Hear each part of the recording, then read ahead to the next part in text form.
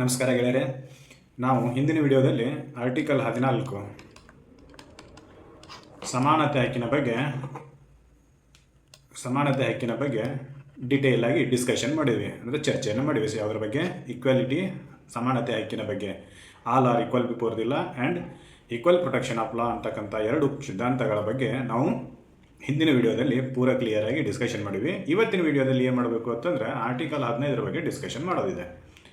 Article 15 ಇದು ಸಮಾನತೆ ಹಕ್ಕಿನ ಈ ಎರಡನೆಯ ಭಾಗ. ಆರ್ಟಿಕಲ್ 15 ಸಮಾನತೆ ಹಕ್ಕಿನಲ್ಲೇ ಬರ್ತೈತಿ. ಇದು ಆರ್ಟಿಕಲ್ 15 ಯಾಕಂತಂದ್ರೆ ಸಮಾನತೆ ಹಕ್ಕು ಆರ್ಟಿಕಲ್ 14ರಿಂದ ಆರ್ಟಿಕಲ್ 18 ಒಳಗೊಂಡೈತಿ ಅಂತೇಳಿ ನಾವು ಮೊದಲನೇ ವಿಡಿಯೋದಲ್ಲೇ ಹೇಳಿದ್ವಿ. ಹಾಗೆಯೇ ಆರ್ಟಿಕಲ್ 14 ಹಿಂದಿನ ವಿಡಿಯೋದಲ್ಲಿ ಡಿಸ್ಕಷನ್ ಮಾಡಿವಿ. ಈಗ ಆರ್ಟಿಕಲ್ 15 ಬಗ್ಗೆ ಡೀಟೇಲ್ ಆಗಿ ಡಿಸ್ಕಷನ್ ಮಾಡೋಣ. ಕೊನೆ ತನಕ ನೋಡಿದರೆ ವಿಡಿಯೋದಲ್ಲಿ ಇರ್ತಕ್ಕಂಥ ಎಲ್ಲ ಪಾಯಿಂಟ್ಸ್ಗಳು ನಿಮಗೆ ಅರ್ಥ ಆಗ್ತವೆ. ಯಾರು ನಡಬಾರ ಸ್ಕಿಪ್ ಮಾಡೋಕೆ ಹೋಗ್ಬೇಡ್ರಿ, ಪೂರ್ತಿ ವಿಡಿಯೋನ ನೋಡ್ರಿ. ಈಗ ಡಿಸ್ಕಷನನ್ನು ಸ್ಟಾರ್ಟ್ ಮಾಡೋಣ. ಮೊದಲು ಆರ್ಟಿಕಲ್ 15 ಏನು ಡೆಫಿನಿಷನನ್ನು ಹೇಳ್ತೈತಿ ಅನ್ನೋದನ್ನು ನೋಡೋಣ. ಸ್ಟೇಟ್ ಶಾಲ್ ನಾಟ್, ಸ್ಟೇಟ್ಗೆ ಹೌದಾ, state shall not discriminate against any citizen. ಇಲ್ಲಿ ಎನಿ ಪರ್ಸನ್ ಅಂತ ಬರೀಲಿಲ್ಲ, ಎನಿ ಸಿಟಿಜನ್ ಅಂತೇಳಿ ಬರೆದ್ರು. ಆನ್ ದ ಗ್ರೌಂಡ್ಸ್ ಓನ್ಲಿ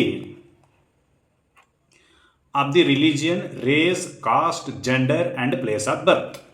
ಏನಪ್ಪ ಅಂತಂದ್ರೆ ರಾಜ್ಯ ಶಾಲ್ ನಾಟ್ ಡಿಸ್ಕ್ರಿಮಿನೇಟ್ ಅಂದರೆ ತಾರತಮ್ಯ ಮಾಡಬಾರ್ದು. ರಾಜ್ಯ ತಾರತಮ್ಯ ಮಾಡಬಾರ್ದು.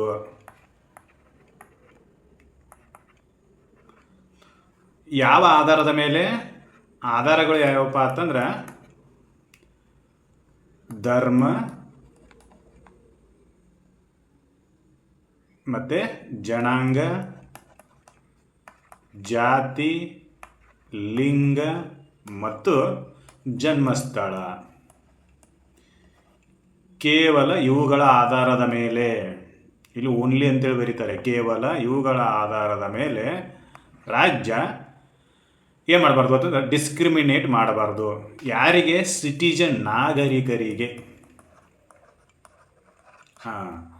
ಸಿಟಿಜನ್ ಅಂತೇಳಿ ಅಷ್ಟೇ ಬರೆದ್ರು. ಇದು ಕೇವಲ ಭಾರತದ ನಾಗರಿಕರಿಗೆ ಮಾತ್ರ ಅಪ್ಲೈ ಆಕೈತಿ, ಅನ್ವಯ ಆಕೈತಿ.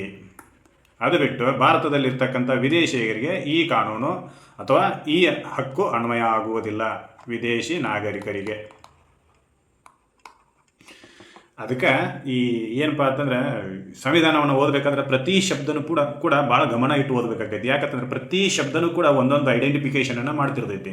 ಇಲ್ಲಿ ಸ್ಟೇಟ್ ಅಂತ ಬರೆದ್ರು. ಸ್ಟೇಟ್ ಅಂತಂದ್ರೆ ಈ ಹಕ್ಕು ರಾಜ್ಯದ ವಿರುದ್ಧವಾಗಿ ಮಾತ್ರ ಸಿಗ್ತೈತಿ, ಹೌದಾ. ರಾಜ್ಯ ಯಾವಾಗ ಇವುಗಳ ಆಧಾರದ ಮೇಲೆ, ಯಾವ ಇಲ್ಲಿ ಬರೋದ್ರಲ್ಲ, religion, race, caste, gender and place of birth, ಇವುಗಳ ಆಧಾರದ ಮೇಲೆ ಯಾವಾಗಾದರೂ ನಿಮ್ಮಲ್ಲಿ ತಾರತಮ್ಯ ಮಾಡಿದರೆ, ಭೇದ ಭಾವ ಮಾಡಿದರೆ, ಆವಾಗ ನೀವು ಸುಪ್ರೀಂ ಕೋರ್ಟಿಗೆ ಹೋಗಿ ರೈಟ್ ಆಫ್ ವೈಲೇಟ್ ಆಗೈತಿ, ಏನು ಆರ್ಟಿಕಲ್ 15 ಉಲ್ಲಂಘನೆ ಆಗೈತಿ ಅಂತೇಳಿ ನಿಮಗೆ ಪರಿಹಾರವನ್ನು ಪಡ್ಕೊಳ್ಬಹುದೇ ಹೊರತಾಗಿ ಇವುಗಳನ್ನು ಬಿಟ್ಟು ಬೇರೆ ಆಧಾರದ ಮೇಲೆ, ಅಂದರೆ ಇವು 5 ಬರ್ದಾರೆ ಇಲ್ಲಿ.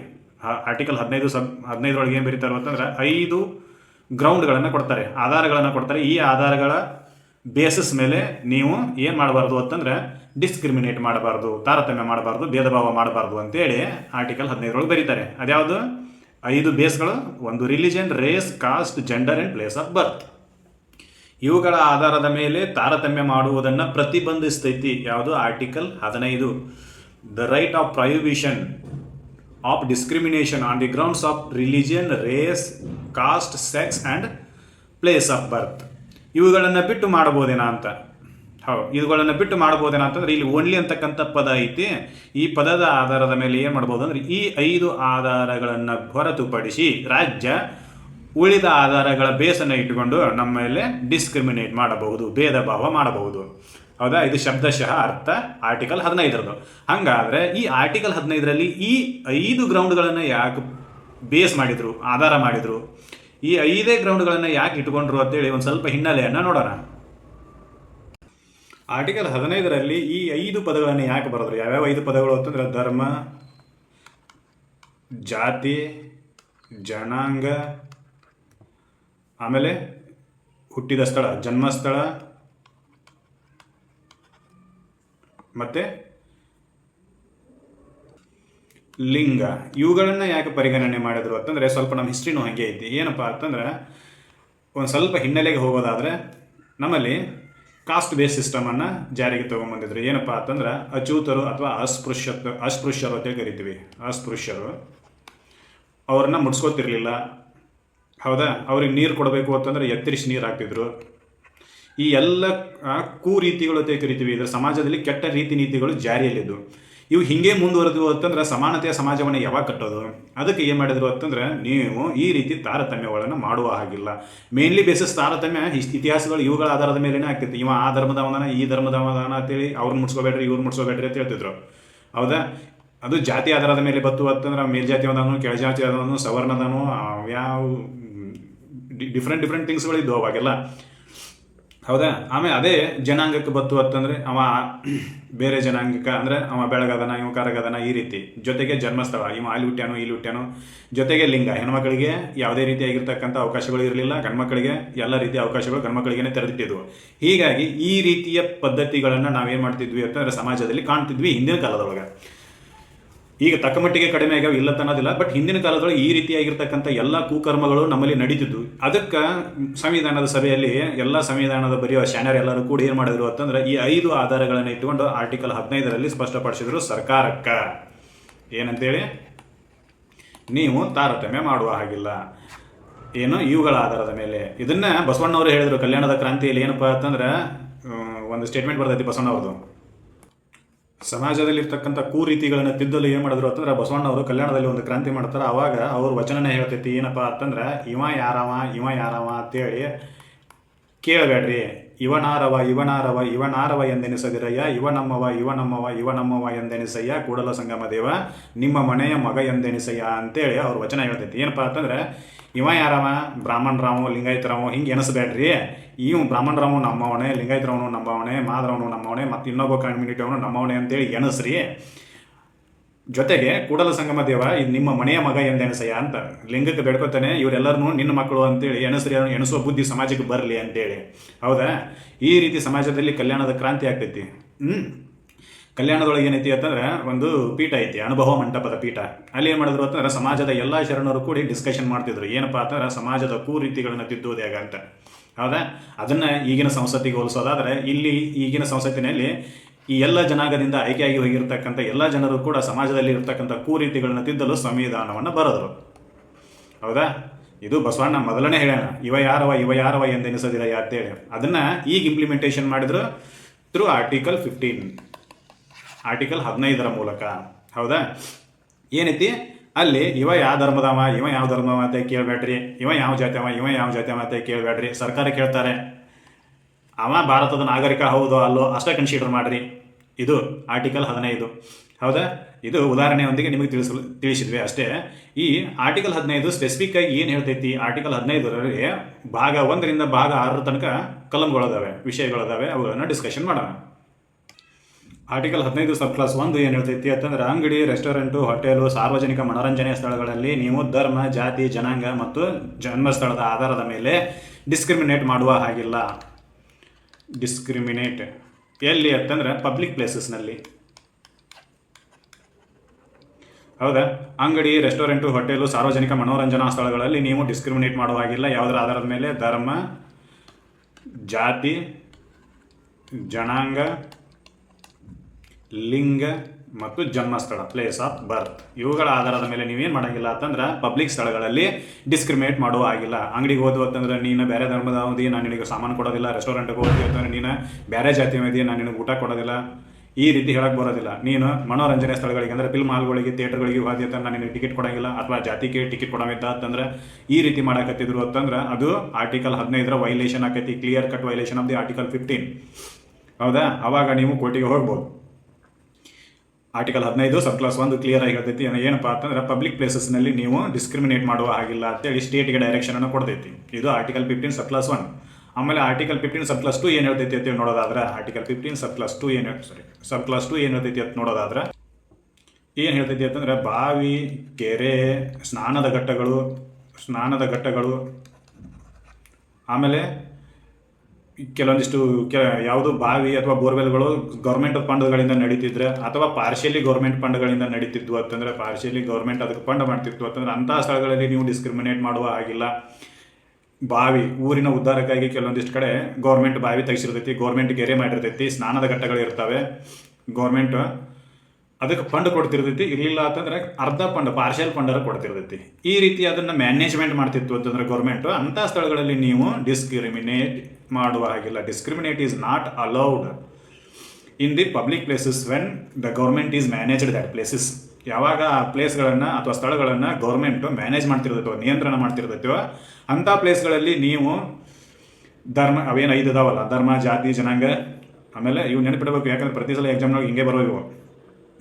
ಅದಕ್ಕೆ ಇದನ್ನ ವಿಶೇಷವಾಗಿ ಹೇಳಕತ್ತಿರೋದು. ನಿಮ್ಮ ಮನೆ ಒಳಗೆ ಮಾಡ್ರಿ, ನಿಮ್ಮ ಮನೆ ಇರ್ತೈತಿ, ಅವಾಗ ನೀನು ಮನೆ ಬರಕ್ಕೆ ಹೋಗ್ಬೇಡಪ್ಪ ಅಂತೇಳಿ ಅನ್ರಿ ಅವ್ರಿಗೆ. ಯಾವಪ್ಪ ಅಂದ್ರೆ ನಿಮ್ಮ ಮನೆ ಒಳಗೆ ಇದು ಅಲೌಡ್ ಐತಿ, ಆದರೆ ಪಬ್ಲಿಕ್ ಪ್ಲೇಸಸ್ನೊಳಗೆ ನೀ ಯಾಕೆ ಇಲ್ಲಿ ಬಂದು, ನಾವು ಮೇಲ್ಜಾತಿಯವ್ರು ಅಷ್ಟೇ ಇದ್ದೀವಿ, ನೀ ಯಾಕೆ ಇಲ್ಲಿ ಬಂದಿ ಐತೆ ಕೇಳುವಾಗಿಲ್ಲ. ಅದು ಪಬ್ಲಿಕ್ ಪ್ಲೇಸಸ್ ಎಲ್ಲರಿಗೂ ಉಪಯೋಗಕ್ಕೆ ಇರೋದೇ ಅದು, ಹೌದಾ? ಆಮೇಲೆ ಇದು ನಮ್ಮ ಬಾವಿ, ಇಲ್ಲಿ ಮೇಲ್ಜಾತಿಯವ್ರು ಅಷ್ಟೇ ನೀರು ತೊಗೋಬೇಕು, ನೀ ಯಾಕೆ ಬಂದು, ಇಲ್ಲಿ ಬಿಂದುಗಳು ಅಷ್ಟೇ ನೀರು ತೊಗೋಬೇಕು, ನೀ ಯಾಕೆ ಬಂದು, ಈ ರೀತಿ ಕೇಳುವಾಗಿಲ್ಲ. ಅರ್ಥ ಆಯ್ತಾ? ಆರ್ಟಿಕಲ್ 15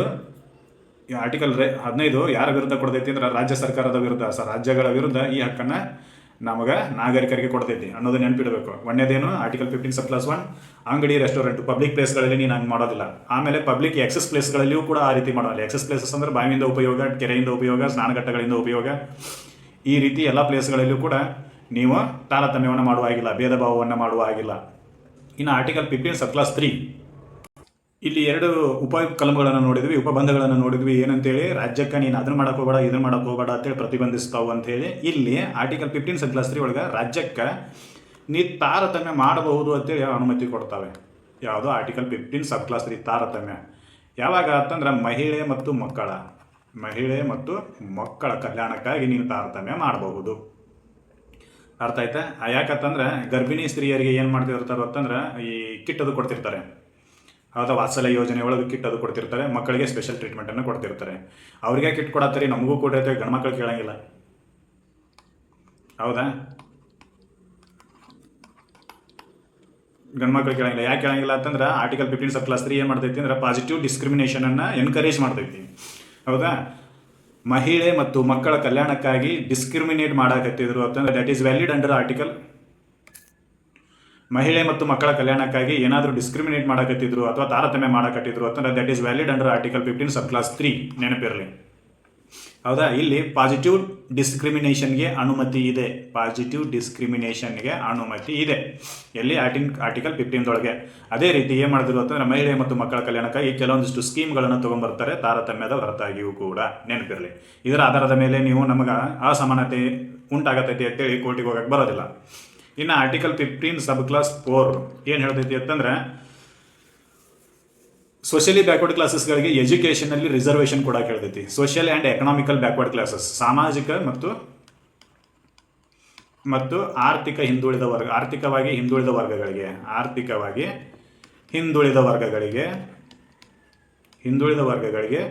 ಮೀಸಲಾತಿಯನ್ನು ನೀಡಲು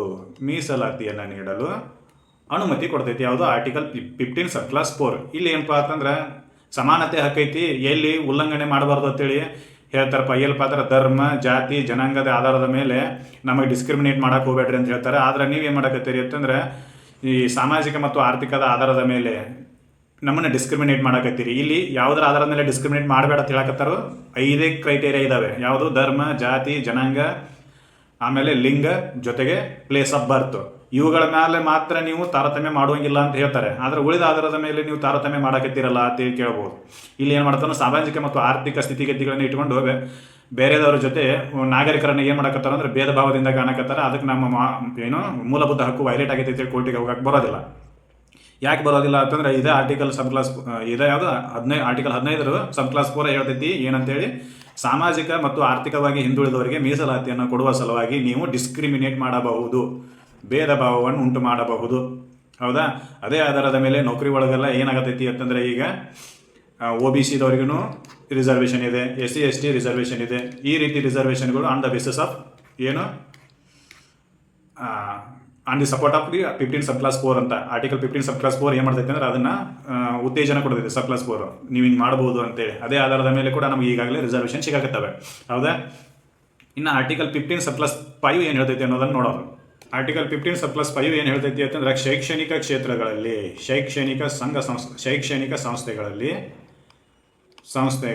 ಏನು ಮಾಡ್ರಿ ಅಂತಂದ್ರೆ ಹಿಂದುಳಿದವರಿಗೂ ಕೂಡ ಇಲ್ಲಿನೂ ಕೂಡ ಸೋಷಿಯಲಿ ಆ್ಯಂಡ್ ಎಕನಾಮಿಕಲಿ ಬ್ಯಾಕ್ವರ್ಡ್ ಕ್ಲಾಸಸ್ಸನ್ನು ಇವರಿಗೂ ಕೂಡ ಏನು ಮಾಡ್ರಿ ಅಂತಂದ್ರೆ ರಿಸರ್ವೇಷನ್ ಕೊಡ್ರಿ, ಮೀಸಲಾತಿ ಕೊಡ್ರಿ ಅಂತೇಳಿ ಹೇಳ್ತೈತಿ. ಇನ್ಕ್ಲೂಡಿಂಗ್ ಯಾರಿಗೆ ಪ್ರೈವೇಟ್ ಅದವ್ರು ಏನಾದರೂ ಸ್ಕೂಲ್ ನಡೆಸ್ತಿದ್ರು ಅಂತಂದ್ರೆ ಅವರನ್ನೂ ಸೇರಿದಂತೆ ಶೈಕ್ಷಣಿಕ ಸಂಸ್ಥೆಗಳಲ್ಲಿ ಏನೇನು ಬರ್ತೈತಿ ಅಂದ್ರೆ ಗೌರ್ಮೆಂಟ್ ರನ್ನಿಂಗ್ ಎಜುಕೇಷನಲ್ ಇನ್ಸ್ಟಿಟ್ಯೂಷನ್ ಜೊತೆಗೆ ಪ್ರೈವೇಟ್ ರನ್ನಿಂಗ್ ಎಜುಕೇಷನಲ್ ಇನ್ಸ್ಟಿಟ್ಯೂಷನ್ಗಳು ಕೂಡ ಬರ್ತವೆ. ಎಕ್ಸ್ಕ್ಲೂಡ್ ಇವುಗಳನ್ನು ಹೊರತುಪಡಿಸಿ ಯಾವುಗಳನ್ನು ಅಂತಂದ್ರೆ ಅಲ್ಪಸಂಖ್ಯಾತರು ನಡೆಸುವಂಥ ಅಲ್ಪಸಂಖ್ಯಾತರು ನಡೆಸುವ ಸಂಸ್ಥೆಗಳನ್ನು ಹೊರತುಪಡಿಸಿ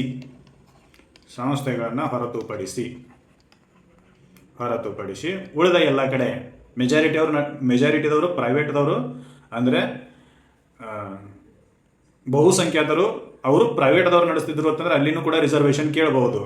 ಆದರೆ ಅಲ್ಪಸಂಖ್ಯಾತರು ನಡೆಸುವ ಸಂಸ್ಥೆಗಳಲ್ಲಿ ನೀವು ರಿಸರ್ವೇಷನ್ ಕೇಳಕ್ಕೆ ಬರೋದಿಲ್ಲ. ಇದನ್ನು ಹೊರತುಪಡಿಸಿ ಉಳಿದ ಎಲ್ಲ ಶೈಕ್ಷಣಿಕ ಸಂಸ್ಥೆಗಳಲ್ಲಿ ಸೋಷಿಯಲಿ ಮತ್ತು ಎಕನಾಮಿಕಲಿ ಬ್ಯಾಕ್ವರ್ಡ್ ಕ್ಲಾಸಸ್ದವರು ರಿಸರ್ವೇಷನನ್ನು ಕೇಳ್ಬೋದು. ಹೌದಾ? ಅದು ನಿಮ್ಮ ಹಕ್ಕು ಕೂಡ ಹೌದು. ಆರ್ಟಿಕಲ್ 15 ಇದು ಪ್ರೈವಿಲೇಜಸ್ ಅಲ್ಲ, it is not on privileges, it is on right. ಇದು ಸೌಕರ್ಯ ನಿಮಗೆ ಅನುಕೂಲ ಮಾಡಿಕೊಟ್ಟಿರ್ತಕ್ಕಂಥ ಸೌಲಭ್ಯಗಳನ್ನು ಕೊಟ್ಟಿರ್ತಕ್ಕಂಥದ್ದಲ್ಲ. ಇದು ನಿಮ್ಮ ಹಕ್ಕು, ಇದು ನೀವು ಪಡೆದುಕೊಳ್ಳಲೇಬೇಕು. ಹೌದಾ? ಇದು ಆರ್ಟಿಕಲ್ 15(5) ಹೇಳ್ತೈತಿ. ಏನು ಶೈಕ್ಷಣಿಕ ಸಂಸ್ಥೆಗಳಲ್ಲಿ ಹಿಂದುಳಿದವರಿಗೂ ಕೂಡ ಇನ್ಕ್ಲೂಡಿಂಗ್ ಯಾರು ಪ್ರೈವೇಟ್ದವ್ರು ನಡೆಸ್ತಕ್ಕಂಥ ಸ್ಕೂಲ್ಗಳನ್ನು ಸೇರಿಸಿ ಎಕ್ಸ್ಕ್ಲೂಡ್ ಮಾಡಬೇಕು. ಯಾರನ್ನ ಅಲ್ಪಸಂಖ್ಯಾತರು ನಡೆಸುವ ಸಂಸ್ಥೆಗಳನ್ನು ಹೊರತುಪಡಿಸಿ ಉಳಿದೆಲ್ಲ ಸಂಸ್ಥೆಗಳಲ್ಲಿಯೂ ಕೂಡ ಏನು ಮಾಡಬೇಕು ಅಂತಂದ್ರೆ ಮೀಸಲಾತಿಯನ್ನು ನೀಡಿರಬೇಕು. ಹೌದಾ? ಆರ್ಟಿಕಲ್ 15(5) ಹೇಳ್ತೈತಿ. ಇನ್ನು ಆರ್ಟಿಕಲ್ 15(6) ಏನು ಹೇಳ್ತೈತಿ ಅಂತಂದ್ರೆ EWS ಎಕನಾಮಿಕ್ ವೀಕರ್ ಸೆಕ್ಷನ್ಗಳಿಗೂ ಕೂಡ 10% ರಿಸರ್ವೇಷನನ್ನು ಕೊಡಬೇಕು, 10% ಮೀಸಲಾತಿಯನ್ನು ಕೊಡಬೇಕು. ಇಲ್ಲಿವರೆಗೂ ಏನಿತ್ತು ಅಂತಂದ್ರೆ ಮೀಸಲಾತಿ ಸೋಷಿಯಲ್ ಬೇಸಿಸ್ ಇತ್ತು, ಸಮಾಜದ ಆಧಾರದ ಮೇಲಿತ್ತು. ಈಗ ಎಕನಾಮಿಕ್ ಆಧಾರಿಗೆ ಶಿಫ್ಟ್ ಆಯಿತು. EWS 103ನೇ ತಿದ್ದುಪಡಿ ಕಾಯ್ದೆ, ಸಂವಿಧಾನ ತಿದ್ದುಪಡಿ ಕಾಯ್ದೆ 103 ಏನು ಹೇಳ್ತೈತಿ ಅಂತಂದ್ರೆ ಸಮಾಜದಲ್ಲಿ ಜಾತಿಯ ಆಧಾರದ ಮೇಲೆ ಹಿಂದುಳಿದವರನ್ನು ಗುರುತಿಸುವುದರ ಜೊತೆಗೆ ಆರ್ಥಿಕ ಪರಿಸ್ಥಿತಿಯ ಆಧಾರದ ಮೇಲೆಯೂ ಕೂಡ ನೀವು ಹಿಂದುಳಿದವರನ್ನು ಗುರುತಿಸಲು ಅನುಮತಿ ಕೊಡ್ತೈತಿ. ಹೀಗಾಗಿ ರಿಸರ್ವೇಷನ್ ಮೀಸಲಾತಿ ಅನ್ನೋದು ಜಾತಿ ಪದ್ಧತಿಯಿಂದ ಶಿಫ್ಟ್ ಆಗ್ತೈತಿ. ಎಲ್ಲಿಗೆ ಅಂತಂದ್ರೆ ಆರ್ಥಿಕ ಪದ್ಧತಿಗೆ. It is a major judgment, ಜೊತೆಗೆ ತಿದ್ದುಪಡಿ ಕೂಡ ಹೌದು. ಹೌದಾ? ಇದ್ರ ಜಜ್ಮೆಂಟು ಬರ್ತೈತಿ. ಜಜ್ಮೆಂಟ್ ಮುಂದೆ ಡಿಸ್ಕಷನ್ ಮಾಡುವಾಗ ಹೇಳ್ತೀವಿ. ಇವಿಷ್ಟು ಆರ್ಟಿಕಲ್ 15 ಸಬ್ ಕ್ಲಾಸ್ 1ರಿಂದ 6ರಲ್ಲಿ ಇರ್ತಕ್ಕಂಥ ಏನು ವಿಷಯಾಂಶಗಳು ಯಾವ್ಯಾವು. ಆರ್ಟಿಕಲ್ 15 ಸಬ್ ಕ್ಲಾಸ್ 1 ಪಬ್ಲಿಕ್ ಪ್ಲೇಸಸ್ನಲ್ಲಿ ಏನು ಮಾಡುವಂಗಿಲ್ಲ, ತಾರತಮ್ಯ ಮಾಡುವಂಗಿಲ್ಲ, ಅಂಗಡಿ, ರೆಸ್ಟೋರೆಂಟು, ಹೋಟೆಲು, ಮನೋರಂಜನಾ ಕ್ಷೇತ್ರಗಳಲ್ಲಿ. ಆಮೇಲೆ ಆರ್ಟಿಕಲ್ 15 ಸಬ್ ಕ್ಲಾಸ್ 2 ಏನು ಹೇಳ್ತೈತಿ ಅಂತಂದ್ರೆ ಪಬ್ಲಿಕ್ಕಿಗೆ ಉಪಯೋಗಕ್ಕೆ ಬರ್ತಕ್ಕಂಥ ಜಾಗಗಳಲ್ಲಿಯೂ ಕೂಡ ಅಂದರೆ ಬಾವಿ, ಕೆರೆ, ಸ್ನಾನಘಟ್ಟಗಳು ಮುಂತಾದ ಜಾಗಗಳಲ್ಲಿ ಏನು ಮಾಡುವಂಗಿಲ್ಲ, ನೀವು ತಾರತಮ್ಯ ಮಾಡುವಂಗಿಲ್ಲ. ಜೊತೆಗೆ ಆರ್ಟಿಕಲ್ 15 ಸಬ್ ಕ್ಲಾಸ್ 3 ಏನು ಹೇಳ್ತೈತಿ ಅಂದರೆ ತಾರತಮ್ಯ ಮಾಡಬಹುದು. ಯಾರ ಸಲುವಾಗಿ? Welfare of the women's and child's ಅಂದರೆ ಮಹಿಳಾ ಮತ್ತು ಮಕ್ಕಳ ಕಲ್ಯಾಣಕ್ಕಾಗಿ ನೀವು ಏನು ತಾರತಮ್ಯ ಅಥವಾ ಭೇದ ಭಾವವನ್ನು ಮಾಡಬಹುದು. ಆರ್ಟಿಕಲ್ 15 ಸಬ್ ಕ್ಲಾಸ್ 4 ಏನು ಹೇಳ್ತೈತಿ ಅಂತಂದರೆ ಸೋಷಿಯಲಿ ಮತ್ತು ಎಕನಾಮಿಕಲಿ ಬ್ಯಾಕ್ವರ್ಡ್ ಕ್ಲಾಸಸ್ಗಳಿಗೆ ನೀವೇನು ಮಾಡಿರಿ ಅಂತಂದ್ರೆ ಎಜುಕೇಷನ್ ಮತ್ತು ನೌಕರಿಗಳಲ್ಲಿ ಏನು ಮಾಡಿರಿ ಅಂತಂದ್ರೆ ಅವ್ರಿಗೆ ಮೀಸಲಾತಿಯನ್ನು ಕೊಡ್ರಿ ಅಂತ ಹೇಳ್ತೈತಿ. ಆರ್ಟಿಕಲ್ 15 ಸಬ್ ಕ್ಲಾಸ್ 6 ಏನು ಹೇಳ್ತೈತಿ ಅಂದರೆ EWS ಎಕನಾಮಿಕಲ್ ವೀಕರ್ ಸೆಕ್ಷನ್ಗಳಿಗೂ ಕೂಡ ಮೀಸಲಾತಿ ಅನ್ವಯ ಆಕೈತಿ, 10% ಮೀಸಲಾತಿ. ಹೌದಾ? ಇದು ಕಾನ್ಸ್ಟಿಟ್ಯೂಷನಲ್ ಅಮೆಂಡ್ಮೆಂಟ್ ಆಕ್ಟ್ 103 ಇದರ ಅಂಡರ್ದೊಳಗೆ ಇದನ್ನು ಬರೀತಾರೆ. ಹೌದಾ? ಇದಿಷ್ಟರ ಬಗ್ಗೆ ಮಾಹಿತಿನ ತಿಳ್ಕೊಂಡ್ರೆ ಇನ್ನು ಎವಲ್ಯೂಷನ್ ಆಫ್ ಆರ್ಟಿಕಲ್ 15 ಏನಾಕೈತಿ ಅಂತಂದ್ರೆ ಜಜ್ಮೆಂಟ್ಗಳು ಬರ್ತವೆ. ಜಜ್ಮೆಂಟ್ಗಳು ಇದರ ಅರ್ಥವನ್ನು ವಿಸ್ತಾರ ಮಾಡ್ಕೊತ ಹೋಗ್ತವೆ. ಅವು ಯಾವ್ಯಾವ ಜಜ್ಮೆಂಟ್ಗಳು ಅನ್ನೋದನ್ನು ಒಂದು ಸ್ವಲ್ಪ ನೋಡೋಣ. ಯಾಕಂತಂದ್ರೆ ಪ್ರತಿ ಎಕ್ಸಾಮ್ನೊಳಗೆ ಏನು ಮಾಡಕತ್ತಾರು ಅಂತಂದ್ರೆ ಈ ಜಜ್ಮೆಂಟ್ಗಳ ಬಗ್ಗೆ ಭಾಳ ಕೇಳಕತ್ತಾರೆ. ಜೊತೆಗೆ KS ಅದವರಿಗೆ ಮೇನ್ಸ್ಗೆ ಬರೆಯೋಕೆ ಅನುಕೂಲ ಆಗಲಿ ಅಂತೇಳಿ ಅದರ ಡಿಸ್ಕಷನನ್ನು ಮಾಡಬೇಕಷ್ಟೇ. ಮೊದಲನೇ ಪ್ರಕರಣ ಯಾವುದಪ್ಪ ಅಂತಂದ್ರೆ ಸ್ಟೇಟ್ ಆಫ್ ಮದ್ರಾಸ್ ವರ್ಸಸ್ ಚಂಪಕಂ ದೊರೈರಾಜನ್ ಅಂತೇಳಿ ಇದೊಂದು ಕೇಸ್ ಇರ್ತೈತಿ. ಏನಾಕತಿ ಅಂತಂದ್ರೆ ಇಲ್ಲಿ ಇದರ ಹಿನ್ನೆಲೆ ಹೇಳಬೇಕು ಅಂತಂದ್ರೆ 1948ರೊಳಗೆ ಮದ್ರಾಸ್ ಗೌರ್ಮೆಂಟು ಒಂದು ರೂಲ್ಸನ್ನು ಜಾರಿ ತೊಗೊಂಬರತ್ತೆ, ಒಂದು ಆದೇಶವನ್ನು ಹೊರಹಾಕ್ತೈತಿ. ಯಾವುದಪ್ಪ ಅಂತಂದ್ರೆ ಆ ಆದೇಶ ಆದೇಶ ಯಾವುದಪ್ಪ ಅಂತಂದ್ರೆ ಕಮ್ಯುನಲ್ ಜನರಲ್ ಆರ್ಡರ್ ಅಂತೇಳಿ, ಅಂದ್ರೆ ಮತೀಯ ಸಾಮಾನ್ಯ ಆದೇಶ ಅಂತ. ಯಾವುದು? ಮತೀಯ ಸಾಮಾನ್ಯ ಆದೇಶ ಅಂತ. ಸಾಮಾನ್ಯ ಆದೇಶ ಯಾವಾಗ ತೊಗೊಂಬರ್ತಾರೆ ಅಂದ್ರೆ 1948 ಎನ್ಫೋರ್ಸ್ಮೆಂಟ್ ಮಾಡ್ತಾರೆ. ಇದ್ರ ಪ್ರಕಾರ ಏನು ಮಾಡ್ತಾರೆ ಅಂತಂದ್ರೆ ಹಿಂದುಳಿದ ವರ್ಗಗಳಲ್ಲಿ ಅದರಾಗೂ ಕೆಲವೊಂದಿಷ್ಟು ಧಾರ್ಮಿಕವಾಗಿಯೂ ಮತ್ತು ಸೋಷಿಯಲಿ ಬ್ಯಾಕ್ವರ್ಡ್ ಇದ್ದವರಿಗೂ ಏನು ಮಾಡ್ತಾರೆ ಅಂತಂದ್ರೆ ಶೈಕ್ಷಣಿಕ ಕ್ಷೇತ್ರಗಳಲ್ಲಿ ರಿಸರ್ವೇಷನ್ ಅನ್ನು ಕೊಟ್ಟಿರ್ತಾರೆ. ಶೈಕ್ಷಣಿಕ ಕ್ಷೇತ್ರಗಳಲ್ಲಿ ರಿಸರ್ವೇಷನ್ ಕೊಟ್ಟಿರ್ತಾರೆ. ಯಾರು? ಮದ್ರಾಸ್ ಗೌರ್ಮೆಂಟ್ದವರು. ಇದ್ರ ವಿರುದ್ಧ ಏನು ಮಾಡ್ತಾರೋ ಅಂತಂದ್ರೆ ಚಂಪಕಂ ದೊರೆ ಅಂತಕ್ಕಂಥ ವ್ಯಕ್ತಿ ಏನು ಮಾಡ್ತಾರೋ ಅಂತಂದ್ರೆ ಅಪೀಲ್ ಮಾಡ್ತಾರೆ. ಎಲ್ಲಿ? ಮದ್ರಾಸ್ ಹೈಕೋರ್ಟ್ನಲ್ಲಿ. ಇದು ಫಸ್ಟಿಗೆ ಹೋಗಿರೋದೆ ಮದ್ರಾಸ್ ಹೈಕೋರ್ಟ್ನಲ್ಲಿ. ಮದ್ರಾಸ್ ಹೈಕೋರ್ಟ್ನಲ್ಲಿ ಕೇಸ್ ಮಾಡಿದ ನಂತರ ಮದ್ರಾಸ್ ಹೈಕೋರ್ಟ್ನವ್ರು ಏನು ಮಾಡ್ತಾರೋ ಅಂತಂದ್ರೆ ಗೌರ್ಮೆಂಟ್ ಆರ್ಡರು ಆರ್ಟಿಕಲ್ 15 ಉಲ್ಲಂಘನೆ ಮಾಡ್ತೈತಿ. Government order will government order will pass over the article government order will violate the article 15 ಅಂತೇಳಿ ಅವ್ರು ಏನು ಮಾಡಿದ್ರು ಅಂತಂದ್ರೆ ಅದನ್ನು ರದ್ದುಗೊಳಿಸಿದ್ರು. ಏನು? ಈ ಮದ್ರಾಸ್ ಗೌರ್ಮೆಂಟ್ನ ಆದೇಶ ಏನು ಮಾಡ್ತೈತಿ ಅಂತಂದ್ರೆ ಆರ್ಟಿಕಲ್ 15 ಉಲ್ಲಂಘನೆ ಮಾಡ್ತೈತಿ ಅಂತೇಳಿ ಅದನ್ನು ರದ್ದುಗೊಳಿಸಿದ್ರು. ಅಲ್ಟಾವೈರ್ ಮಾಡಿದ್ರು, ರದ್ದುಗೊಳಿಸಿ ಅಸಿಂಧು ಮಾಡಿದ್ರು. ಇದ್ರ ವಿರುದ್ಧ ಏನು ಮಾಡಿದ್ರು ಅಂತಂದ್ರೆ ಮದ್ರಾಸ್ ಗೌರ್ಮೆಂಟ್ದವರು ಸುಪ್ರೀಂ ಕೋರ್ಟಿಗೆ ಅಪೀಲ್ ಮಾಡಿದರು. ಫಸ್ಟಿಗೆ ಏನಾಯಿತು? 1948 ಗೌರ್ಮೆಂಟು ಆದೇಶವನ್ನು ಜಾರಿಗೆ ತೊಗೊಂಬಂತು. ಆ ಆದೇಶದ ವಿರುದ್ಧ ಮದ್ರಾಸ್ ಹೈಕೋರ್ಟ್ನಲ್ಲಿ ಕೇಸ್ ನಡೀತು. ಮದ್ರಾಸ್ ಹೈಕೋರ್ಟ್ದವರು ಆ ಆದೇಶ ಸರಿ ಇಲ್ಲ, ಅದು ಆರ್ಟಿಕಲ್ 15 ಉಲ್ಲಂಘನೆ ಮಾಡ್ತೈತಿ ಅಂತ ಜಜ್ಮೆಂಟ್ ನೀಡಿತು, ಅದನ್ನು ಅಸಿಂಧುಗೊಳಿಸಿತು. ಆ ಜಜ್ಮೆಂಟ್ನ ವಿರುದ್ಧ ಸುಪ್ರೀಂ ಕೋರ್ಟಿಗೆ ಹೋದರು. ಯಾರು? ಮದ್ರಾಸ್ ಗೌರ್ಮೆಂಟ್ದವರು. ಸುಪ್ರೀಂ ಕೋರ್ಟ್ದವ್ರು ಏನು ಮಾಡಿದ್ರು ಅಂತಂದ್ರೆ ಮದ್ರಾಸ್ ಹೈಕೋರ್ಟ್ದವ್ರು ಏನು ಹೇಳಿದ್ರು ಅದ ಕರೆಕ್ಟ್ ಐತಿ, appeared the judgment of the Madras high court ಅಂತೇಳಿ ಅವ್ರು ಜಜ್ಮೆಂಟ್ ಮಾಡಿದ್ರು. ಅಂದ್ರೆ ಮದ್ರಾಸ್ ಹೈಕೋರ್ಟ್ದವ್ರು ಏನು ಹೇಳಿದ್ರು ಅದ ಕರೆಕ್ಟ್ ಐತಿ, ಯಾಕಂದ್ರೆ ಅದು ಆರ್ಟಿಕಲ್ 15 ಉಲ್ಲಂಘನೆ ಮಾಡ್ತೈತಿ. ಆರ್ಟಿಕಲ್ 15 ಏನು ಹೇಳ್ತೈತಿ ಅಂತಂದ್ರೆ ಧರ್ಮ, ಜಾತಿ, ಜನಾಂಗ, ಲಿಂಗ ಮತ್ತು ಪ್ಲೇಸ್ ಆಫ್ ಬರ್ತ್ ಇವುಗಳ ಆಧಾರದ ಮೇಲೆ ತಾರತಮ್ಯ ಮಾಡುವ ಆಗಿಲ್ಲ ಅಂತ ಹೇಳಿತ್ತು. ನಿಮ್ಮ ಆದೇಶದೊಳಗೆ ಏನು ಮಾಡಿರಿ ಅಂತಂದ್ರೆ ಧರ್ಮ ಮತ್ತು ಜಾತಿ ಆಧಾರಿತ ಡಿಸ್ಕ್ರಿಮಿನೇಟ್ ಮಾಡಿರಿ. ಯಾಕಂದ್ರೆ ಕೆಲವೊಂದಿಷ್ಟು ಜಾತಿಗಳಿಗೆ ಮತ್ತು ಕೆಲವೊಂದಿಷ್ಟು ಧರ್ಮಗಳಿಗೆ ಮೀಸಲಾತಿಯನ್ನು ಕೊಟ್ಟಿರಿ, ಎಕ್ಸೆಪ್ಷನನ್ನು ಕೊಟ್ಟಿರಿ, ಸ್ಪೆಷಲ್ ಪ್ರೈವಿಲೇಜೇಷನ್ ಕೊಟ್ಟಿರಿ. ಹೀಗಾಗಿ ನೀವು ತಂದಿರತಕ್ಕಂಥ ಆದೇಶ ಯಾವುದು? Communal general order 1998. ಇದು ಸಂವಿಧಾನದ ಕಲಂ 15 ಉಲ್ಲಂಘನೆ ಮಾಡುವುದರಿಂದ ಇದನ್ನು ನಾವು ನಲ್ ಆ್ಯಂಡ್ ವೈಡ್ ಅಂತೇಳಿ ಡಿಕ್ಲೇರ್ ಮಾಡ್ತೀವಿ ಅಂತೇಳಿ ಸುಪ್ರೀಂ ಕೋರ್ಟ್ದವರು ಅದನ್ನು ಮದ್ರಾಸ್ ಹೈಕೋರ್ಟ್ದವ್ರು ಹೇಳಿರ್ತಕ್ಕಂಥ ಆದೇಶವನ್ನು ಎತ್ತಿ ಹಿಡಿದ್ರು. ಇನ್ನು ಇದು ಎತ್ತಿ ಹಿಡಿದ ನಂತರ ಏನು ಸಮಸ್ಯೆ ಉದ್ಭವ ಆಕೈತಿ ಅನ್ನೋದನ್ನು ನೋಡೋಣ. ಇಲ್ಲಿ ಸುಪ್ರೀಂ ಕೋರ್ಟ್ದವ್ರು ಏನು ಮಾಡಿದ್ರು ಅಂತಂದ್ರೆ ಜಾತಿ ಆಧಾರಿತ ರಿಸರ್ವೇಷನನ್ನು ಕ್ಯಾನ್ಸಲ್ ಮಾಡಿದ್ರು. ಹೌದಾ?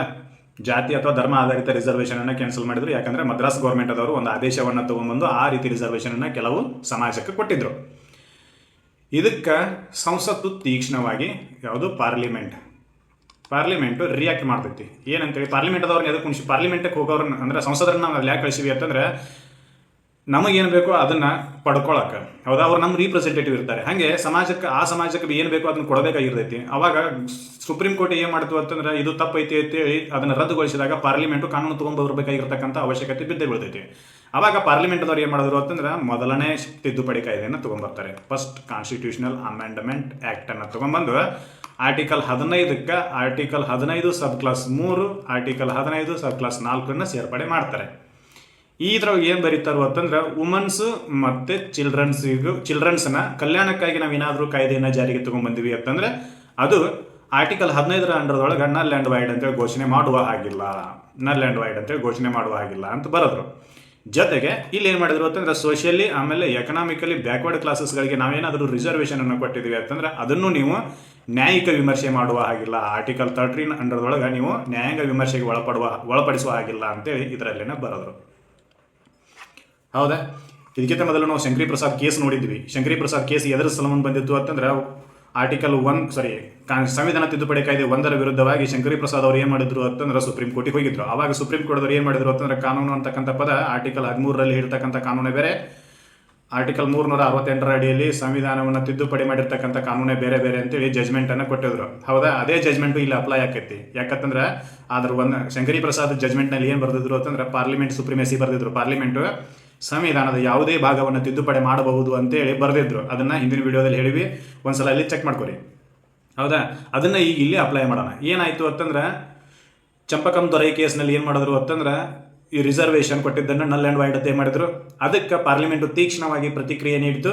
ಏನಂತೇಳಿ ತಿದ್ದುಪಡಿ ಮಾಡುವ ಮೂಲಕ ಯಾವುದನ್ನು? ಆರ್ಟಿಕಲ್ 15 ಸಬ್ ಕ್ಲಾಸ್ 3 ಆಮೇಲೆ ಆರ್ಟಿಕಲ್ 15 ಸಬ್ ಕ್ಲಾಸ್ 4 ಇದಕ್ಕೆ ಸೇರ್ಪಡೆ ಮಾಡುವುದರ ಮೂಲಕ ಕಲಂ 15ಕ್ಕೆ ವಿಧಿ 15ಕ್ಕೆ ಸೇರ್ಪಡೆ ಮಾಡುವುದರ ಮೂಲಕ ಸುಪ್ರೀಂ ಕೋರ್ಟ್ನ ತೀರ್ಪಿಗೆ ತೀಕ್ಷ್ಣವಾಗಿ ಪ್ರತಿಕ್ರಿಯೆ ನೀಡಿತು. ಏನಂತೇಳಿ ನಾವು ವುಮನ್ಸ್ ಮತ್ತು ಚೈಲ್ಡ್ಗೆ ಸಂಬಂಧಿಸಿದಂತೆ ಅವರ ಕಲ್ಯಾಣಕ್ಕಾಗಿ ಯಾವುದಾದ್ರೂ ಕಾಯ್ದೆ ತೊಗೊಂಡ್ಬಂದ್ವಿ ಅಂತಂದ್ರೆ ಅದನ್ನು ಕೂಡ ನ್ಯಾಯಿಕ ವಿಮರ್ಶೆ ಮಾಡುವ ಹಾಗಿಲ್ಲ. ಆಮೇಲೆ ಸೋಷಿಯಲಿ ಮತ್ತು ಎಕನಾಮಿಕಲಿ ಬ್ಯಾಕ್ವರ್ಡ್ ಕ್ಲಾಸಸ್ಗಳಿಗೆ ಸಂಬಂಧಿಸಿದಂತೆ ನಾವು ಏನಾದರೂ ಕಾಯ್ದೆಯನ್ನು ತೊಗೊಂಡ್ಬಂದ್ವಿ ಅಂತಂದ್ರೆ ಅದನ್ನು ಕೂಡ ನೀವು ನ್ಯಾಯಿಕ ವಿಮರ್ಶೆಗೆ ಒಳಪಡಿಸುವ ಹಾಗಿಲ್ಲ ಅಂತೇಳಿ ಹೇಳಿದರು. ಹೌದಾ? ಈ ಜಜ್ಮೆಂಟ್ನಿಂದ ಈ ರೀತಿಯಾಗಿರ್ತಕ್ಕಂಥ ಪ್ರತಿಕ್ರಿಯೆ ಬಂತು. ನೆನಪಿರಲಿದ್ದು ಚಂಪಕಂ ದೊರೆ ಕೇಸ್ನಿಂದನೇ ಫಸ್ಟ್ ಕಾನ್ಸ್ಟಿಟ್ಯೂಷನಲ್ ಅಮೆಂಡ್ಮೆಂಟಿಗೆ ಮೊದಲನೇ ಹೆಜ್ಜೆ ಇಡ್ತಾರೆ. ಯಾರು? ನೆಹರು ಅವರ ಗೌರ್ಮೆಂಟು. ಹೌದಾ? ಯಾಕಂತಂದರೆ ಸೋಷಿಯಲಿ ಮತ್ತು ಎಕನಾಮಿಕಲಿ ಬ್ಯಾಕ್ವರ್ಡ್ ಕ್ಲಾಸಸ್ಗಳನ್ನು ನೀವು ಅಪ್ಲಿಫ್ಟ್ ಮಾಡದೆ ಹೊರತು ಅಥವಾ ಅವರ ಜೀವನ ಮಟ್ಟವನ್ನು ಗುಣಪಡಿಸದೆ ಹೊರತು ದೇಶದ ಸರ್ವಾಂಗೀಣ ಅಭಿವೃದ್ಧಿ ಕಷ್ಟ ಅಂತೇಳಿ ಅವ್ರಿಗೆಲ್ಲರಿಗೂ ಗೊತ್ತಿರ್ತೈತಿ. ಹೌದಾ? ಅದ್ರ ಸಂಬಂಧನೇ ಅವ್ರು ಏನು ಮಾಡಿದ್ರು ಅಂತಂದ್ರೆ ಈ ರಿಸರ್ವೇಷನನ್ನು ಕೊಟ್ಟು ಇದನ್ನು ನ್ಯಾಯಿಕ ವಿಮರ್ಶೆಯ ದೃಷ್ಟಿಯಿಂದ ಹೊರಗಿಟ್ಬಿಟ್ರು. ನೆನಪಿಡಬೇಕು. ಇನ್ನು ಎರಡನೇ ಕೇಸು. ಈ ಕೇಸ್ನಲ್ಲಿ ಏನಾಯಿತು ಅಂತ ನೋಡೋಣ. 1ನೇ ಸಂವಿಧಾನದ ತಿದ್ದುಪಡಿ ಪ್ರಕಾರ ಸೋಷಿಯಲಿ ಮತ್ತು ಎಕನಾಮಿಕಲಿ ಬ್ಯಾಕ್ವರ್ಡ್ ಕ್ಲಾಸಸ್ಗಳಿಗೆ ನೀವು ರಿಸರ್ವೇಷನನ್ನು ಕೊಡಬಹುದು ಅಂತೇಳಿ ಹೇಳಿದರು. ಎಲ್ಲಿ? ಸಂವಿಧಾನದಲ್ಲಿನೇ ಬರೆದ್ರು, ಆರ್ಟಿಕಲ್ 15 ಸಬ್ ಕ್ಲಾಸ್ 4ರಲ್ಲಿ. ಹೌದಾ? ಎಷ್ಟು ಪರ್ಸೆಂಟ್ ಕೊಡಬಹುದು ಅಂತೇಳಿ ಬರೀಲಿಲ್ಲ. ವಾಟ್ ಪರ್ಸೆಂಟ್, ಎಷ್ಟು ಪರ್ಸೆಂಟನ್ನು ನೀವು ಕೊಡಬಹುದು ಅಂತೇಳಿ ಬರೀಲಿಲ್ಲ. ಹೌದಾ? ಆವಾಗ ಏನಾಗಿತ್ತು ಅಂತಂದ್ರೆ ಮೈಸೂರು ಗೌರ್ಮೆಂಟ್ ಇತ್ತು ಕರ್ನಾಟಕದಲ್ಲಿ. ಈಗಿನ ಕರ್ನಾಟಕ, ಆಗಿನ ಮೈಸೂರು ಸಂಸ್ಥಾನ ಅಂತೇ ಕರಿತಿದ್ವಿ. ಮೈಸೂರು ಗೌರ್ಮೆಂಟ್ ಅಂತೇಳಿ ಕರಿತಿದ್ರು. ಅದಕ್ಕೆ 1973 ನವೆಂಬರ್ 1 ಕರ್ನಾಟಕದ ಮೈಸೂರು ಅಂತಕ್ಕಂಥ ಹೆಸರು ಬದಲಾವಣೆ ಮಾಡಿ ಅದನ್ನು ಕರ್ನಾಟಕ ಅಂತೇಳಿ ಮಾಡಿದ್ರು. ಆವಾಗಿನ ಮೈಸೂರು ಸಂಸ್ಥಾನ ಅಂದರೆ 1963ರಲ್ಲಿ ಈ ಕೇಸ್ ಹೋಗಿರೋದು. ಆವಾಗಿನ ಮೈಸೂರು ಗೌರ್ಮೆಂಟ್ ಏನು ಮಾಡಿತ್ತು ಅಂತಂದ್ರೆ 68% ರಿಸರ್ವೇಷನನ್ನು ಈ ಸೋಷಿಯಲಿ ಎಕನಾಮಿಕಲಿ ಬ್ಯಾಕ್ವರ್ಡ್ ಕ್ಲಾಸಸ್ದವ್ರಿಗೆ ಕೊಟ್ಟರು. ಯಾಕಂದ್ರೆ ಸಂವಿಧಾನ ತಿದ್ದುಪಡಿ 1ನೇ ಕಾಯ್ದೆ ಪ್ರಕಾರ ಏನು ಮಾಡಿದ್ರು ಅಂತಂದ್ರೆ ಈ ಸೋಷಿಯಲಿ ಮತ್ತು ಎಕನಾಮಿಕಲಿ ಬ್ಯಾಕ್ವರ್ಡ್ ಕ್ಲಾಸಸ್ಗಳಿಗೆ ನೀವು ರಿಸರ್ವೇಷನ್ ಕೊಡೋ ತಪ್ಪಲ್ಲ ಅಂತೇಳಿ ಬರೆದಿದ್ರು. ಜೊತೆಗೆ ಅದನ್ನು ನ್ಯಾಯಿಕ ವಿಮರ್ಶೆಯಿಂದ ಹೊರಗಿಟ್ಟಿದ್ರು. ಈಗ ಇದೇ ಕಾನ್ಸ್ಟಿಟ್ಯೂಷನಲ್ ಅಮೆಂಡ್ಮೆಂಟ್ 1 ಬಳಸಿಕೊಂಡು ಮೈಸೂರು ಗೌರ್ಮೆಂಟ್ ಏನು ಮಾಡಿತ್ತು ಅಂತಂದ್ರೆ 68% ಏನು ಮಾಡಬೇಕು ಅಂತಂದ್ರೆ ಸೋಷಿಯಲಿ ಬ್ಯಾಕ್ವರ್ಡ್ ಕ್ಲಾಸಸ್ದವರಿಗೆ ರಿಸರ್ವ್ ಮಾಡಬೇಕು ಅಂತ ರಿಸರ್ವ್ ಮಾಡಿದ್ರು. ಇತರ ವಿರುದ್ಧ ಬಾಲಾಜಿ ಅಣ್ಣವರು ಕೋರ್ಟಿಗೆ ಹೋದ್ರು. ಅಲ್ಲಿ ಏನು ಮಾಡಿದ್ರು ಅಂತಂದ್ರೆ ಕೋರ್ಟ್ನವರು ನಿಮ್ಮ ರಿಸರ್ವೇಷನ್ ಏನಿದೆ ಅದು 50% ಮೀರುವ ಹಾಗಿಲ್ಲ. ಜೊತೆಗೆ cost is one of the factor, not an criteria ಅಂತ ಹೇಳ್ತಾರೆ ಅವರು. ನೀವು ಸಾಮಾಜಿಕವಾಗಿ ಹಿಂದುಳಿದವರನ್ನು ನೀವು ಗುರುತಿಸಬೇಕಾದ್ರೆ ಕೇವಲ ಜಾತಿ ಆಧಾರದ ಮೇಲೆ ಗುರುತಿಸೋಕ್ಕಾಗಂಗಿಲ್ಲ. ಜಾತಿ ಅನ್ನೋದು ಒಂದು ಕೇವಲ ಫ್ಯಾಕ್ಟರ್. ಅಂದ್ರೆ ಯಾರ್ಯಾರು ಹಿಂದುಳಿದವರು ಅಂತೇಳಿ ಗುರುತಿಸಕ್ಕೆ ನೀವು ಏನಾದರೂ ನೋಡೋದಾದ್ರೆ ಜಾತಿ ಅನ್ನೋದು ಒಂದು ಫ್ಯಾಕ್ಟರ್ ಅಷ್ಟೇ, ಅಂಶ. ಆದರೆ ಅದೇ ಸೋಲ್ ಕ್ರೈಟೇರಿಯಾ ಅಲ್ಲ. ಇದೇ ಜಾತಿ ಒಂದೇ ಹಿಂದುಳಿದವರನ್ನು ಗುರುತಿಸಲು ಮೆಜರ್ಮೆಂಟ್ ಮಾಡಲು ಇರ್ತಕ್ಕಂಥ ಅವಕಾಶ ಒಂದೇ ಅಲ್ಲ. ಜಾತಿಯೇ ಬೇರೆ ಬೇರೆ ಅನ್ನೋದು ಅವಕ್ಕೂ ಯೂಸ್ ಮಾಡ್ರಿ ಅಂತ ಹೇಳಿದ್ರು Balaji versus state of Mysore ಕೇಸ್ನಲ್ಲಿ. ಏನಾಯಿತು? ನಿಮ್ಮ ರಿಸರ್ವೇಷನ್ 50% ದಾಟಬಾರದು. ಆಮೇಲೆ ಏನಾಗಬೇಕು?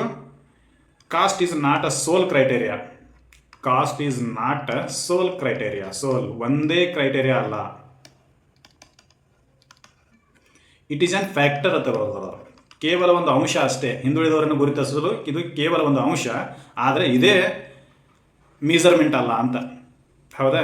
ಇಲ್ಲಿ 2 ಅಂಶಗಳು ಬರ್ತವೆ. ಒಂದು ರಿಸರ್ವೇಷನ್ನದ ಶೇಕಡಾವಾರು ಅಂಶ ಎಷ್ಟನ್ನು ಮೀರಬಾರ್ದು ಅಂತಂದ್ರೆ 50 ಮೀರಬಾರ್ದು. ಜೊತೆಗೆ ಕಾಸ್ಟ್ ಅನ್ನೋದು ಕೂಡ ಹಿಂದುಳಿದವರನ್ನು ಗುರುತಿಸಲು ಇರ್ತಕ್ಕಂಥ ಒಂದು ಅಂಶವೇ ಹೊರತಾಗಿ ಅದೇ ಮೆಜರ್ಮೆಂಟ್ ಅಲ್ಲ ಅಂತೇಳಿ ಇಲ್ಲಿ ಜಜ್ಮೆಂಟ್ನಲ್ಲಿ ಬರೋದು. ಈ ಜಜ್ಮೆಂಟಿಗೆ ಪೂರಕವಾಗಿ ಏನು ಮಾಡಕೈತ್ರು ಅಂತಂದ್ರೆ ಸಂಸತ್ನಲ್ಲಿ ಸಭೆ ನಡೆಯಕೈತು. ಏನಪ್ಪ ಅಂತಂದ್ರೆ ಹಿಂದುಳಿದವ್ರು ಯಾರ್ಯಾರದಾರು ಅಂತೇಳಿ ನಾವು ಗುರುತಿಸಬೇಕು ಹಿಂದುಳಿದವ್ರು ಯಾರ್ಯಾರದಾರು ಅಂತೇಳಿ. ಅದಕ್ಕೆ 1979ರಲ್ಲಿ ನರಸಿಂಹರವರು ಮೊರಾರ್ಜಿ ದೇಸಾಯಿ ಅವರು ಪ್ರಧಾನಿ ಇರ್ತಾರೆ. ಮೊರಾರ್ಜಿ ದೇಸಾಯಿ ಅವರು ಇವರ ನೇತೃತ್ವದಲ್ಲಿ ಏನು ಮಾಡ್ತಾರೆ ಅಂತಂದ್ರೆ ಒಂದು ಹಿಂದುಳಿದ ಆಯೋಗವನ್ನು ರೆಡಿ ಮಾಡ್ತಾರೆ. ಯಾವ ಆಯೋಗ? ಬ್ಯಾಕ್ವರ್ಡ್ ಕ್ಲಾಸಸ್, ಹಿಂದುಳಿದ ವರ್ಗಗಳ ಆಯೋಗವನ್ನು ರೆಡಿ ಮಾಡ್ತಾರೆ. ಇದರ ಅಧ್ಯಕ್ಷರು ಯಾರಾಗಿರ್ತಾರೋ ಅಂತಂದ್ರೆ ಬಿ ಪಿ ಮಂಡಲ್ ಇದರ ಆಯೋಗದ ಅಧ್ಯಕ್ಷರಾಗಿರ್ತಾರೆ. ಇದು ಸಂವಿಧಾನದ 340 ಅಡಿಯಲ್ಲಿ ಈ ರೀತಿ ಏನು ಮಾಡ್ತಾರೆ ಅಂತಂದ್ರೆ ಈ ಬ್ಯಾಕ್ವರ್ಡ್ ಕ್ಲಾಸಸ್ ಕಮಿಷನನ್ನು ನೇಮಕ ಮಾಡ್ರಿ ಅಂತೇಳಿ ಸಂವಿಧಾನದ 340ನೇ ವಿಧಿ ಹೇಳ್ತೈತಿ. ಆ 40ನೇ ವಿಧಿ ಪ್ರಕಾರ ಮೊರಾರ್ಜಿ ದೇಸಾಯಿ ಅವರು ಬಿ ಪಿ ಮಂಡಲ್ರವರ ಅಧ್ಯಕ್ಷತೆಯಲ್ಲಿ ಎರಡನೇ ಹಿಂದುಳಿದ ವರ್ಗಗಳ ಆಯೋಗವನ್ನು ರಚನೆ ಮಾಡ್ತಾರೆ. ಎದಕ್ಕಪ್ಪ ಅಂತಂದ್ರೆ ಹಿಂದುಳಿದ ವರ್ಗಗಳು ಎಷ್ಟದಾವು ಅಂತೇಳಿ ಭಾರತದಲ್ಲಿ ಅಂತೇಳಿ. ಇದ್ರ ವಿರುದ್ಧನೇ ಕೇಸ್ ಆಕೈತಿ. ಇದನ್ನು ನಾವು ಏನಂತ ಕರೀತಾರೆ ಅಂದ್ರೆ ಇಂದಿರಾ ಸಹಾನಿ ಕೇಸ್ ಅಥವಾ ಮಂಡಲ್ ಕೇಸ್ ಅಂತಲೂ ಕರೀತಾರೆ. ಇದನ್ನು ಮಂಡಲ್ ಕೇಸ್. ಆ ವರದಿ ಬಂದ ನಂತರ ಮಂಡಲ್ದವ್ರು ಏನು ಮಾಡ್ತಾರೋ ಅಂತಂದ್ರೆ OBC ಅವರಿಗೆ ಅದರ್ ಬ್ಯಾಕ್ವರ್ಡ್ ಕ್ಲಾಸಸ್ ಅಂತೇಳಿ ಒಂದು ಕ್ರೈಟೇರಿಯಾ, ಮತ್ತೊಂದು ಹೊಸ ಪದ್ಧತಿಯನ್ನು ಜಾರಿಗೆ ತೊಗೊಂಬರ್ತಾರೆ. ಇತರೆ ಹಿಂದುಳಿದ ವರ್ಗಗಳು ಅಂತೇಳಿ. ಇತರೆ ಹಿಂದುಳಿದ ವರ್ಗಗಳಿಗೆ 27% ರಿಸರ್ವೇಷನನ್ನು ಕೊಟ್ಟಿರ್ತಾರೆ. ಇತರೆ ಹಿಂದುಳಿದ ವರ್ಗಗಳಿಗೆ 27% ರಿಸರ್ವೇಷನನ್ನು ಕೊಟ್ಟಿರ್ತಾರೆ. ಇದನ್ನು ಸುಪ್ರೀಂ ಕೋರ್ಟು ಎತ್ತಿ ಹಿಡಿದೈತಿ. ಇದು ಕೊಟ್ಟದ್ದು ಕರೆಕ್ಟ್ ಐತಿ, ಏನು ತಪ್ಪಿಲ್ಲ. ಮತ್ತು ರಿಸರ್ವೇಷನದ ಲಿಮಿಟನ್ನು 50%ಗೆ ಸೀಲ್ ಮಾಡ್ತಾರೆ. 50%ಗೆ ಸೀಲ್ ಮಾಡ್ತಾರೆ. ಇದನ್ನು ಮೀರುವಾಗಿಲ್ಲ. ಅಲ್ಲಿ ಬರೀ ಜಜ್ಮೆಂಟ್ನಲ್ಲಿ ಹೇಳಿದರು, ಎಲ್ಲಿ ಬಾಲಾಜಿ ವರ್ಸಸ್ ಸ್ಟೇಟ್ ಆಫ್ ಮೈಸೂರಲ್ಲಿ ಏನು ಹೇಳಿದ್ರು ಅಂತಂದ್ರೆ 50%ನ್ನು ಮೀರಬಾರ್ದು ಅಂತ ಹೇಳಿದ್ರು. ಇಲ್ಲಿ ಸೀಲ್ ಮಾಡ್ತಾರೆ, ಕೀಲಿನ ಹಾಕಿಬಿಡ್ತಾರೆ, ಅದನ್ನು ಮೀರಕ್ಕೆ ಬರೋದಿಲ್ಲ ಅಂತ.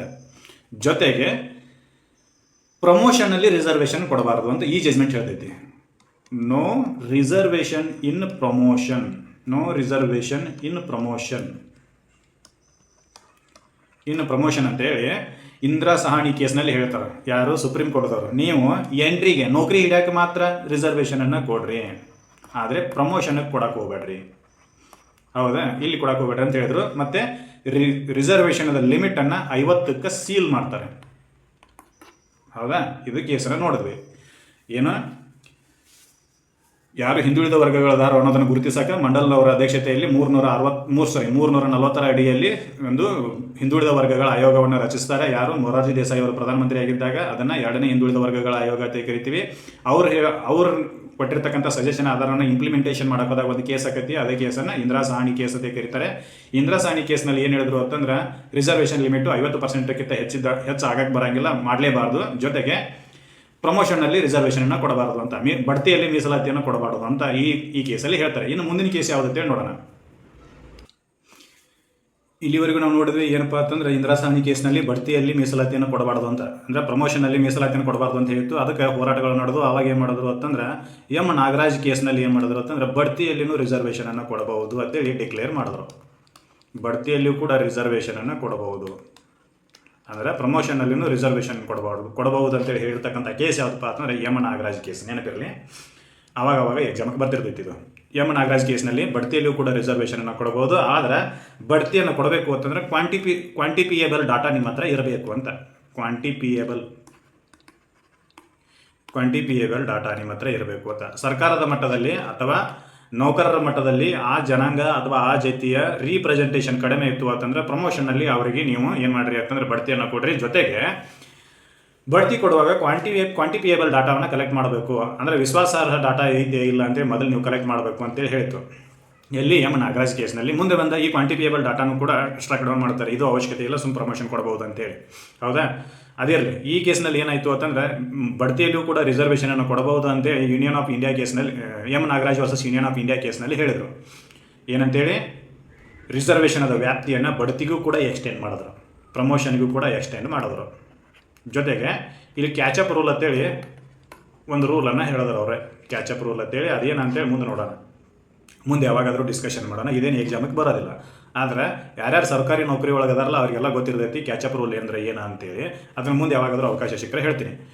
ಈಗ ಕ್ವಾಂಟಿಫಿಯೇಬಲ್ ಡಾಟಾ ಇರಬೇಕು. ಜೊತೆಗೆ ಅಡ್ಮಿನಿಸ್ಟ್ರೇಷನ್ಗೆ ಆಡಳಿತಕ್ಕೆ ಧಕ್ಕೆ ಆಗಬಾರ್ದು. ಹಾಗೆಲ್ಲ ನೀವು ಕನ್ಸಿಡರ್ ಮಾಡಿ ಏನು ಮಾಡ್ಬೋದು ಅಂತಂದರೆ ಬಡ್ತಿಯಲ್ಲಿ ಕೂಡ ರಿಸರ್ವೇಷನನ್ನು ಕೊಡಬಹುದು ಅಂತೇಳಿ ಎಂ ನಾಗರಾಜ್ ಕೇಸ್ನಲ್ಲಿ ಜಜ್ಮೆಂಟ್ ಬಂತು, ನೆನಪಿರಬೇಕು. ಇದರ ನಂತರ ದಂಗೆ ಏನಪ್ಪ ಅಂತಂದರೆ ಡಿಸ್ಕಷನ್ ಅದು ಸ್ಟಾರ್ಟ್ ಆಗತ್ತು. ಕೇವಲ ಹಿಂದುಳಿದ ಜಾತಿಗಳಲ್ಲಿ ಮಾತ್ರ ಹಿಂದುಳಿದವರ ಧಾರಣ ಅಂತ, ಕೇವಲ ಹಿಂದುಳಿದ ಜಾತಿಗಳಲ್ಲಿ ಮಾತ್ರ ಹಿಂದುಳಿದವರ ಧಾರಣ, ಮೇಲ್ಜಾತಿಯಲ್ಲಿ ಇಲ್ಲನ ಅಂತ. ಹಿಂದುಳಿದ ಜಾತಿಯಲ್ಲಿ ಹಿಂದುಳಿದವರ ಧಾರಣ, ಮೇಲ್ಜಾತಿಯಲ್ಲಿ ಇಲ್ಲನ ಅಂತ ಈ ರೀತಿ ಡಿಸ್ಕಷನ್ ಸ್ಟಾರ್ಟ್ ಆಯಿತು. ಆವಾಗ ಏನು ಮಾಡಿದ್ರು ಅಂತಂದ್ರೆ ಮೋದಿ ಅವರು 2019ರಲ್ಲಿ ಪ್ರಧಾನಿಯಾಗಿದ್ದಾಗ EWS ಸಿಸ್ಟಮನ್ನು ಜಾರಿಗೆ ತೊಗೊಂಬಂದರು. 103ನೇ ತಿದ್ದುಪಡಿಯ ಪ್ರಕಾರ, ಸಂವಿಧಾನದ 103ನೇ ತಿದ್ದುಪಡಿಯ ಪ್ರಕಾರ ಏನು ಮಾಡಿದ್ರು, EWS ಸಿಸ್ಟಮನ್ನು ಜಾರಿಗೆ ತೊಗೊಂಬಂದರು. ಅಂದರೆ ಎಕನಾಮಿಕಲಿ ವೀಕರ್ ಸೆಕ್ಷನ್ ಅಂತ, ಆರ್ಥಿಕವಾಗಿ ಅಶಕ್ತ ವರ್ಗಗಳು, ಇವರಿಗೂ ಕೂಡ ರಿಸರ್ವೇಷನನ್ನು ಕೊಡೋಣ, ಮೀಸಲಾತಿಯನ್ನು ಕೊಡೋಣ ಅಂತ. ಎಕನಾಮಿಕಲಿ ವೀಕರ್ ಸೆಕ್ಷನ್ ಅಂತೆ,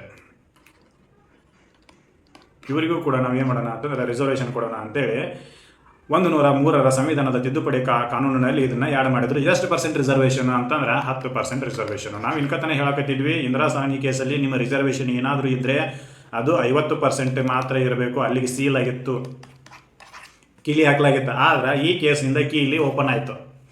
ಏನು, ಎಕನಾಮಿಕಲಿ ವೀಕರ್ ಸೆಕ್ಷನ್ಗಳಿಗೂ ಕೂಡ 10% ರಿಸರ್ವೇಷನನ್ನು ಕೊಡೋಕೆ ಅನುಮೋದನೆ ಸಿಕ್ತು. ಜೊತೆಗೆ ಇಲ್ಲಿವರೆಗೂ ಜಾತಿಯ ಆಧಾರಿತ ಜಾತಿ ಆಧಾರಿತ ಮೀಸಲಾತಿ ಇದ್ದದ್ದು ಆರ್ಥಿಕ ಆಧಾರಿತ ಮೀಸಲಾತಿಗೆ ಆರ್ಥಿಕ ಆಧಾರಿತ ಮೀಸಲಾತಿಗೆ ಸೇರ್ಪಡೆ ಆಯಿತು, ಶಿಫ್ಟ್ ಆಯಿತು. ನೆನಪಿರಲಿ, ಇದಿಷ್ಟು ಕೇಸನ್ನು ನಾವು ಅಧ್ಯಯನ ಮಾಡಿದ್ವಿ. ಇದರಿಂದನೇ ಇದರ ಮುಂದೆ ಎಲ್ಲ ಕೆಲವೊಂದಿಷ್ಟು ಲಾಗಳು ಎಲ್ಲ ಕುಡ್ಕೊಂಡೆ ಭಾರತದ ಡಾಕ್ಟ್ರೈನ್ ಆಫ್ ಬೇಸಿಕ್ ಸ್ಟ್ರಕ್ಚರ್ಗೆ ದಾರಿಯನ್ನು ಮಾಡಿಕೊಡ್ತವೆ. Basic structure of Indian constitution ಅಂತ ಈ ಎಲ್ಲ ಜಜ್ಮೆಂಟ್ಗಳೇ ಆ ತೀರ್ಪನ್ನು ಕೊಡೋಕೆ ಹಾದಿ ಮಾಡಿಕೊಡ್ತವೆ. ನೆನಪಿರಲಿ. ಹೌದಾ, ಇಲ್ಲಿವರೆಗೂ ನಾವೇನು ನೋಡಿದ್ವಿ ಅಂತಂದ್ರೆ ಆರ್ಟಿಕಲ್ 15 ಮತ್ತು ಅದರ ಉಪಯೋಗಗಳು, ಅದನ್ನು ಯಾಕೆ ಜಾರಿಗೆ ತೊಗೊಂಡ್ಬಂದರು, ಆಮೇಲೆ ಅದ್ರ ಮೇಲೆ ಬಂದಿರತಕ್ಕಂಥ ಜಜ್ಮೆಂಟ್ನಲ್ಲಿ ಏನೇನು ಬದಲಾವಣೆಗಳಾದವು, ಯಾರ್ಯಾರಿಗೆ ರಿಸರ್ವೇಷನ್ ಸಿಕ್ತು, ಎಷ್ಟು % ರಿಸರ್ವೇಷನ್ ಯಾವಾಗ ಸಿಕ್ತು, ಎಲ್ಲವನ್ನು ನೋಡಿದ್ವಿ. ಇನ್ನು ಮುಂದಿನ ವಿಡಿಯೋದಲ್ಲಿ ಆರ್ಟಿಕಲ್ 16 ಬಗ್ಗೆ ಡಿಸ್ಕಷನ್ ಮಾಡೋಣ. ಇದರಲ್ಲಿ ಕೊಟ್ಟಿರ್ತಕ್ಕಂಥ ಮಾಹಿತಿ ನಿಮಗೆಲ್ಲ ಇಷ್ಟ ಆಗೈತೆ ಅಂತೇಳಿ ನಾನು ಅನ್ಕೊತೀನಿ. ಇಷ್ಟ ಆಗಿತ್ತು ಅಂತಂದರೆ ಇದನ್ನು ಎಲ್ಲರಿಗೂ ಶೇರ್ ಮಾಡಿರಿ. ಎಸ್ಪೆಷಲಿ ಯಾರ್ಯಾರು ಕಾಂಪಿಟೇಟಿವ್ ಎಕ್ಸಾಮ್ಗೆ ತಯಾರಿ ನಡೆಸಿದಾರೋ ಅವರಿಗೆ, ಆಮೇಲೆ ಯಾರಿಗೆ ಕಾಮನ್ ಆಗಿ ತಿಳ್ಕೊಳ್ಬೇಕು ಅನ್ನೋ ಆಸೆ ಇತ್ತೋ ಅವರಿಗೂ ಕೂಡ ಇದನ್ನು ಶೇರ್ ಮಾಡಿರಿ.